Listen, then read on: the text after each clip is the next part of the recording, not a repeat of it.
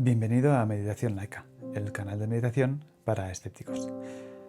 Cuando llevas un tiempo metido en el mundillo de la meditación, lo más normal es que te haya llegado de alguna forma el mensaje de que el ego es malo, de que la gente que está iluminada pues ya no tiene ego, se ha librado de su ego y por tanto está siempre feliz, porque el ego es la fuente de toda la infelicidad.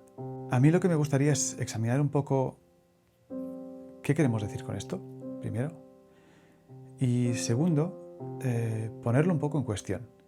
Porque yo creo que en parte esta idea de que el ego es malo, de que tenemos que deshacernos de él, es algo que es muy cristiano, es decir, que dejamos que visiones de sacrificio, como yo que sé, Santa Teresa de Calcuta, hagan que entendamos conceptos del budismo de forma distinta a como fueron pensados originariamente.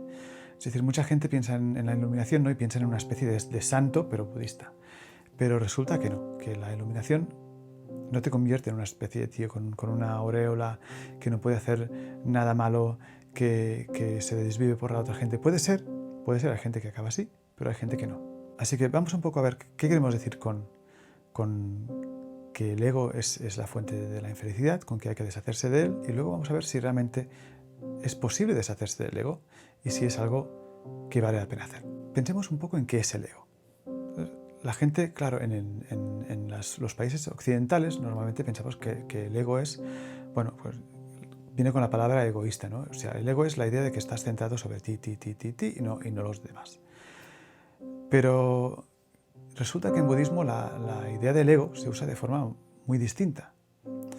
La idea del ego simplemente es la sensación de ser una persona separada del resto del mundo. Es decir, la idea de que tú eres un individuo que tiene libre albedrío, que hace cosas, al que le llegan cosas y que actúa en consecuencia, ¿no? Pues yo qué sé, yo veo un plátano y entonces me lo como. Entonces ahora el plátano ya está en mi barriga. Entonces el ser que se ha comido el plátano pues soy yo. Y cuando en budismo se dice que lo que hay que hacer es destruir el ego, realmente no se trata de no tener ego ya.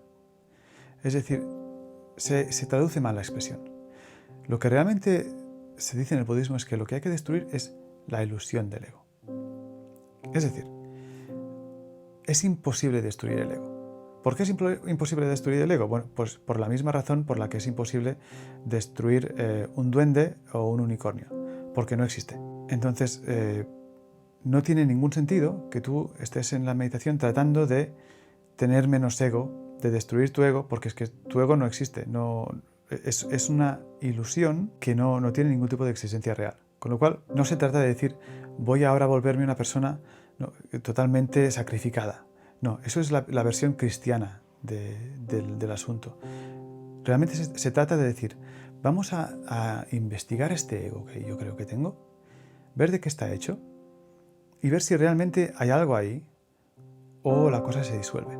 Hablando en el lenguaje de la evolución, podemos ver el ego como una adaptación evolutiva. Es decir, hay ciertos organismos que tienen una interacción tan sutil con su medio que tienen simulaciones enteras de su entorno en su cerebro. Por ejemplo, nosotros, pero también supongo pues perros o chimpancés o lo que sea. Entonces, esos organismos, para maniobrar mejor en el entorno, también tienen que crear dentro de esa simulación que generan de lo que es su entorno, tienen que también simular al organismo en sí, porque claro, si no está el organismo no puedes entender cómo se interactúa con el entorno.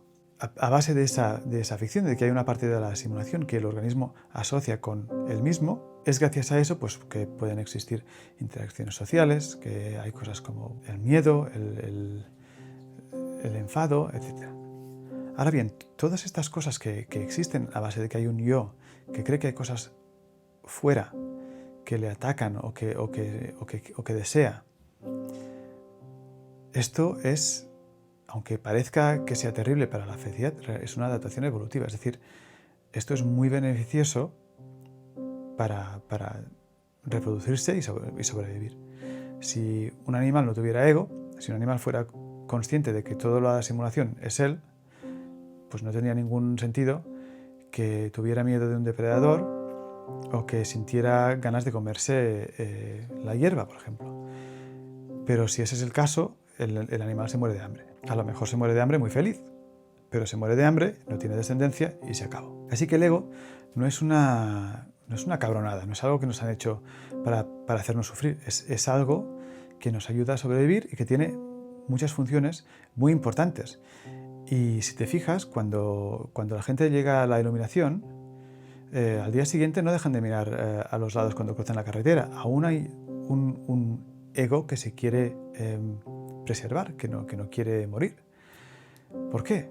Bueno, porque el ego nunca se ha ido. El ego es una adaptación evolutiva, es un proceso mental, pero lo que se ha ido es la ilusión de que ese ego tiene existencia separada. Es decir, lo que una persona iluminada va a ver va a ser consciente de cómo se forma y desforma ese ego constantemente y de que realmente no hay tal cosa, simplemente una sensación más y que, bueno, se lo tienen que tomar relativamente en serio.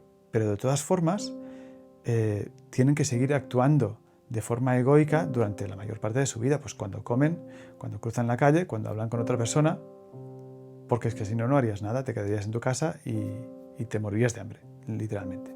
Además, yo te diría que la idea de que hay que destruir al ego, yo creo que es una idea un poco, como diría Nietzsche, que niega la vida, ¿no? O sea, es como no, voy a intentar no tener deseos, no tener nada, estar... Bueno, ¿por qué? Uno piensa, no, porque yo soy, bueno, lo que quiero es simplemente ser parte del universo y que el universo actúe a través de mí. Pero es que, aunque tú creas que tienes un ego, y aunque lo sientas, sigues no teniéndolo. Y te guste o no, de alguna forma el universo está actuando a través de ti. Es decir, tú eres una parte del universo, estás hecho de neutrones y protones y electrones que siguen las leyes de la física y tú haces lo único que puedes hacer y nada más. Así que tengas ego o no, o te hayas dado cuenta de que el ego es una ilusión o no, eso no cambia que el ego sigue siendo una ilusión y tampoco cambia que está sujeto a las leyes de la física. Así que yo creo que no se trata tanto de destruir el ego, sino de ser consciente de que es una ficción, ser capaz de cambiar de punto de vista según lo que resulta más apropiado en cada momento. La idea es siempre en el budismo no es tanto esta es la verdad, esto es lo que hay que hacer, sino más bien es vamos a buscar la acción a cada momento que genere el mínimo sufrimiento para mí y para los otros. Y parte de eso consiste en saber si queremos actuar de forma más egoica, que no egoísta, o menos egoica, y saber modularlo un poco dependiendo de la situación. Como todo en el budismo, no hay que apegarse a nada. No hay que apegarse al ego, pero tampoco hay que apegarse a la idea de que no hay que tener ego.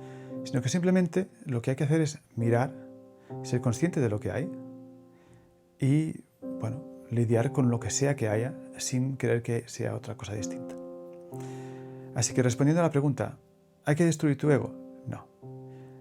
Lo que estamos intentando hacer en meditación es ver que el ego es una ilusión. Pero el ego, lo veas o no, no deja de ser una ilusión. Así que incluso si nunca lo logras, da un poco igual. Porque al fin y al cabo, tú no eres más que una parte del universo que actúa según las leyes de la física y que vas a hacer pues lo único que puedas, como el resto de nosotros. Y está bien, porque ¿qué otra nos queda? Como siempre, si tienes una pregunta, me dejas un comentario y te respondo cuando pueda. Que tengas un buen día.